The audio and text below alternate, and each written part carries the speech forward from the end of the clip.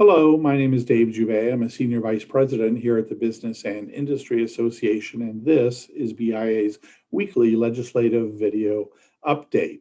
Well, the 2021 legislative session is fast approaching an end, but it is not over yet. The House and Senate are meeting on Thursday to take up conference committee reports. Conference committees are what is called for when a bill has passed, but there are two different versions, the House version and the Senate version. And the purpose of the conference committee is to iron out a compromise that both chambers can agree to. There were several dozen conference committees formed, but the one everybody is watching most closely is the two-year state budget. Now, the budget is actually made up of two bills. House Bill 1, which provides the numbers, the dollars, and taxes that are coming in, and House Bill 2, which is also called the trailer bill, and that provides the narrative about how those dollars shall be spent. It also includes some non-budgetary items and some controversial items relating to women's health and abortion, setting up school voucher programs, and a section dealing with the propagation of divisive concepts. Now, the Senate is expected to pass HB 1 and HB 2 fairly quickly on a partisan vote, but the House is a little bit of a mystery.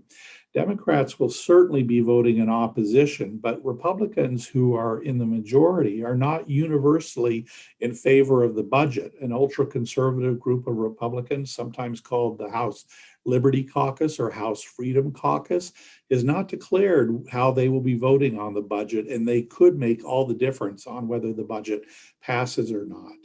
They are not particularly happy with spending levels, which are higher than they would like to see. And they are not completely happy with compromises over controversial language relating to divisive concepts.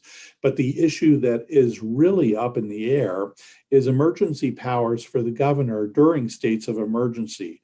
The House Liberty Caucus or Freedom Caucus wants to curtail those powers of the governor. Language in the budget is a little bit more of a compromise and something that the governor himself has said he can support. So we'll see what happens on Thursday. If the budget passes, it passes, and the governor is likely to sign it. If it doesn't pass, well, that's a whole nother story, and we will be going down the road of what's called a continuing resolution. We'll provide more information about that next week if the House, in fact, is unable to pass a budget. But now let me turn it over to my colleague, David Creer. Hi, I'm David Creer, Director of Public Policy at BIA. As Dave Gervais just talked about, the budget is the single biggest piece of legislation that will be voted on during the House and Senate sessions this week. Part of the budget is the formation of a new Department of Energy for the state. This would be a very large change in energy policy for New Hampshire.